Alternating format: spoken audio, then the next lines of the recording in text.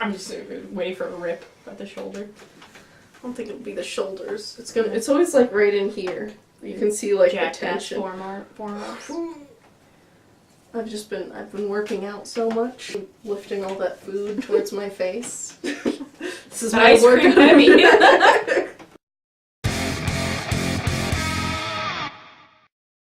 Can you lean in a little bit? You're actually farther out of frame now than I. Oh, like lean here. Yeah, you like be in, lean in, like that book about being present as a female in the business world. You haven't heard of that? No. No. Well, now you just look like a golem creature lurking. Hi, BookTube. I'm Sarah. And I'm Rebecca.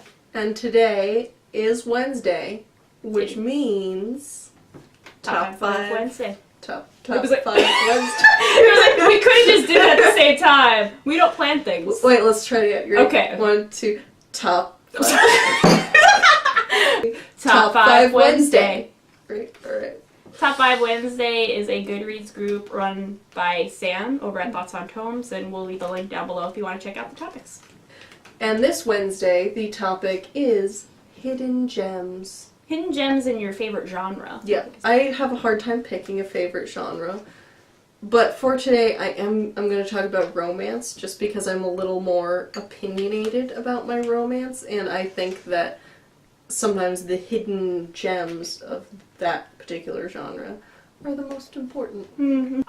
This made me realize I don't have a favorite genre. So I picked 2 and Sarah picked 3, so together we have 5, and I have one kind of like, it's kind of romancy actually, Okay. and then the other one is like a thriller. Okay. Alright. So to kick us off, I'm going to talk about, I'm going to drop my pen.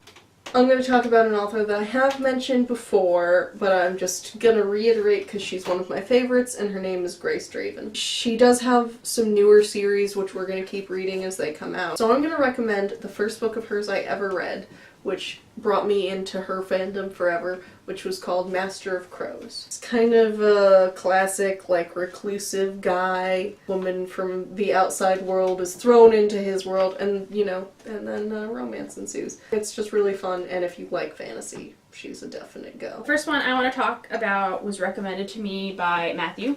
Man Crush Matthew. Man Crush Matthew. Man Crush Matthew, Sharappa the Rappa. Matthew Sharappa the Rappa.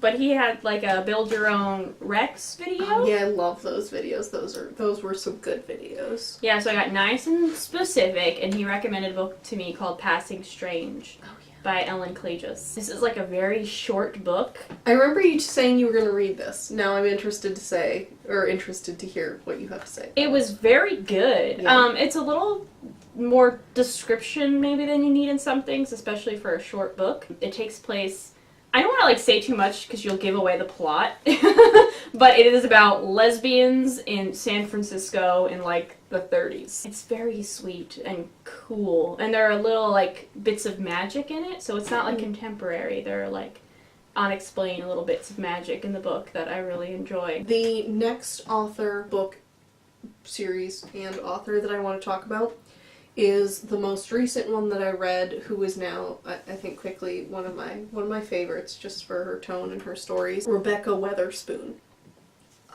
That's not me. No.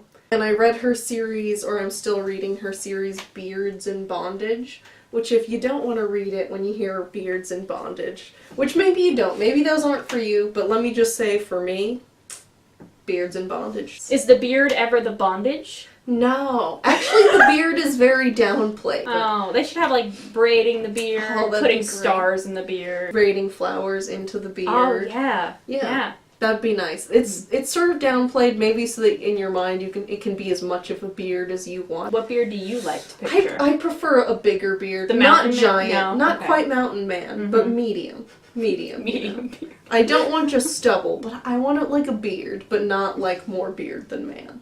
Yeah.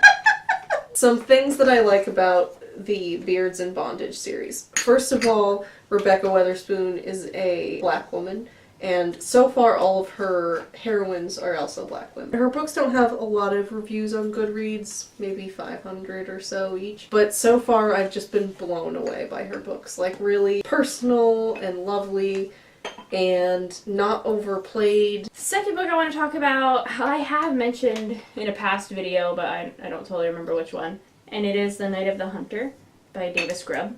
This book was written in the 50s and was turned into a movie shortly afterwards. I recommend both. It has a little over 1,000 reviews on Goodreads, which for being out for like 70 years really isn't that many reviews. It's about a man. Oh, let me see if I can describe this thing.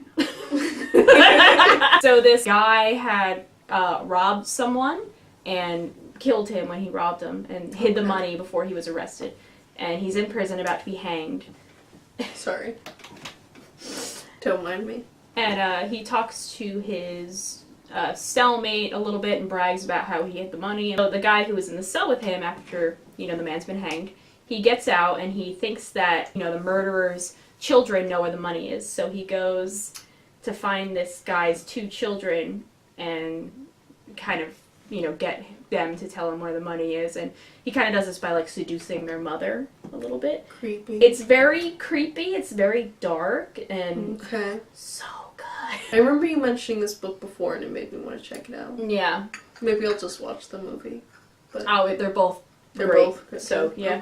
Okay. I was just gonna talk about one last hidden romance gem for myself. An author called Stacy Reid, particularly her Wedded by Scandal series. Oh, right! Which is just the one of hers that I've read. It starts with the book Accidentally Compromising the Duke. Oh. Which is a fabulous title. Great title. Yeah, it's great. It's historical, Regency era. So it's think Jane Austen-esque. And just for the record, Stacy Reid is also a woman of color. Though I don't think many of her characters are. So the first one, Accidentally Compromising the Duke, was a woman who is just in a bad situation in life, so she needs a marriage. She doesn't have much of a dowry, so she's like, I just need to get married. She has this, really nice guy, friend who she thinks is into her, and he's not really making a move, and I forget, for some reason, it's it doesn't make sense for them to get married, so she's like, I'm just going to set up a situation during a party where I'll be caught in his bedroom. And then we'll have to get married, and it'll be fine, and this will work out. So that then we have to get married, and that'll be good, right? Mm-hmm. So the book starts with her accidentally going in the wrong bedroom. Oh. The Duke's bedroom, specifically. Oh, no. And next thing you know, she's gotten someone much richer. Who'd have thought? The other books in the series, they start in similar ways. I think they're pretty standalone. I don't remember. I think some of the characters might link together, but not very much. They were just really fun and quick little reads, so I really enjoyed those. So those are our hidden gems, my hidden romance gems, and Rebecca's just miscellaneous gems. Let us know if you have just hidden, little hidden gems in your genre. It's so weird. Sometimes you just fall in love with a book and you're like, no one's talking about this book. No one knows about this book. Sometimes they're great. Thanks, BookTube.